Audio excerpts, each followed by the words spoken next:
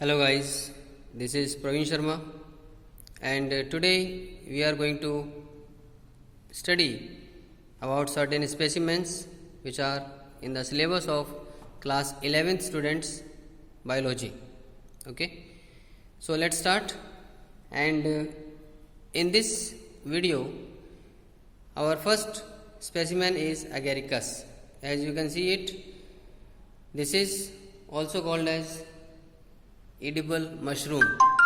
Okay, so this is our common edible mushroom and it belongs to kingdom fungi, which has a division Eumycophyta. Okay, and Agaricus or mushroom is scientifically called as Agaricus campestris. अब इसके जो characteristic features हैं वो कुछ इस तरह से हैं कि जो मशरूम है या हमारा जो एगेरिकस, ये जो स्पेसिमन हम देख रहे हैं, ये एक सेप्रोफिटिक फंगस है।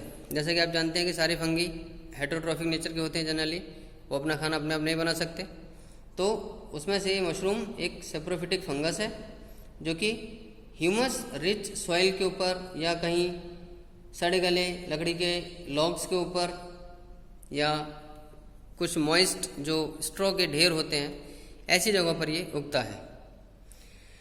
इसमें सेप्टेट माइसीलियम पाया जाता है और इसका माइसीलियम एक वाइट कलर का अम्ब्रेला जैसा है ना, जो आप छाती जैसी स्ट्रक्चर देख रहे हैं, ये मशरूम में अम्ब्रेला जैसा फ्रूटिंग बॉडीज बनाता है जो इसके बेसिडोकार्प्स कहलाते हैं।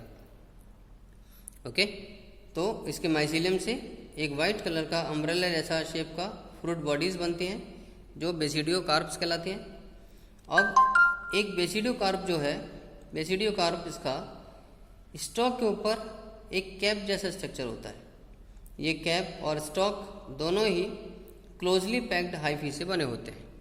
ठीक है, नाउ इसका एक करेक्टरिस्टिक और भी है कि जो इस कैप की अंडर साइड है, जो नीचे वाली सरफेस है, वहाँ पर रोज होती हैं कई सारी रेडिएटिंग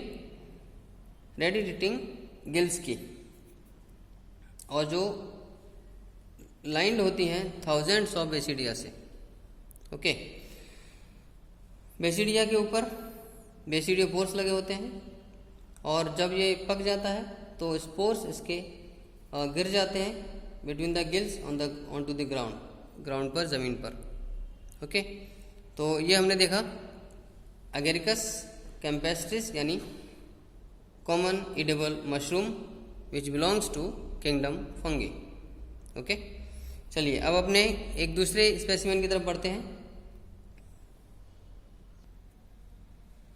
हमारा अगला स्पेसिमेन है एक फर्न।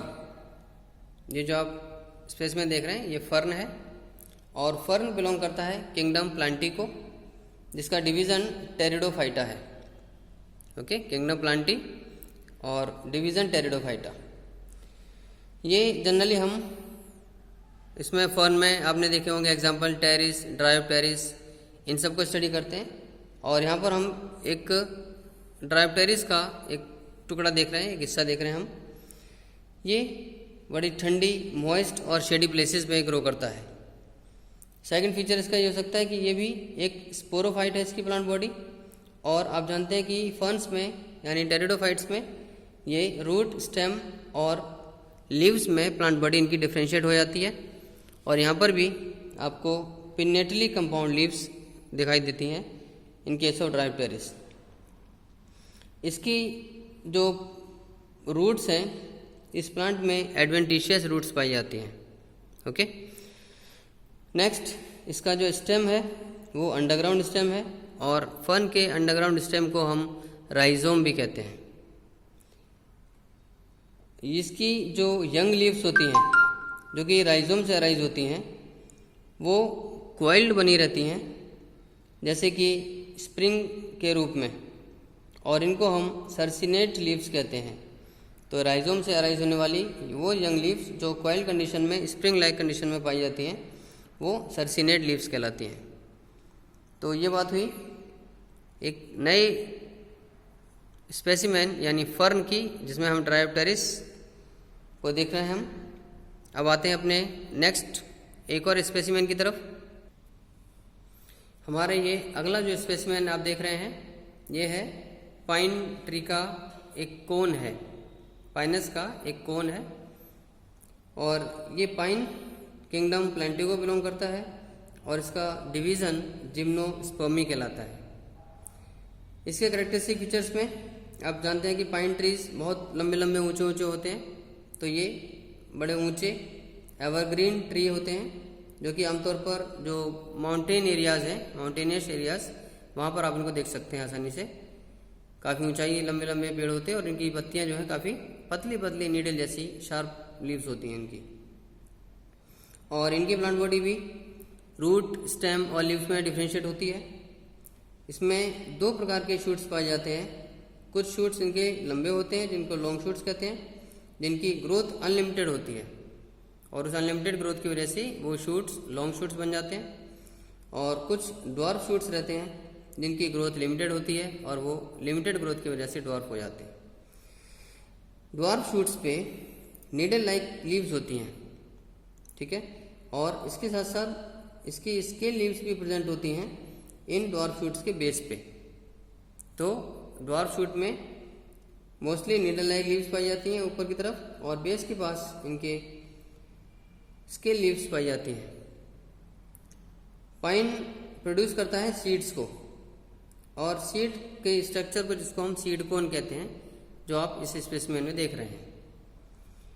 एक कोन में फ्लैट लीफ जैसी स्पोरोफिल्स होती हैं जो कि स्पाइरली अरेंज होती हैं एक एक्सिस पे, ठीक है। तो जैसा आप इसकी फिगर से आसानी से अंदाजा लगा सकते हैं कि एक एक्सिस के चारों तरफ ये स्पाइरली अरेंज्ड इसके स्पोरोफिल्स दिखाई दे रहे हैं हमें।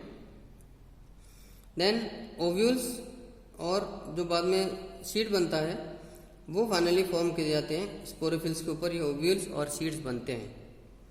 सो मेल कोन और फीमेल कोन या मेल स्ट्रोबिलाई और फीमेल स्ट्रोबिलाई ये पाइनस के अंदर सेम ट्री पर इवॉल्व होते हैं, सेम ट्री पर पाए जाते हैं, ठीक है। तो ये हुआ हमारा थर्ड एक्सपेरिमेंट और third specimen which is about pine tree and this is our pine seed cone.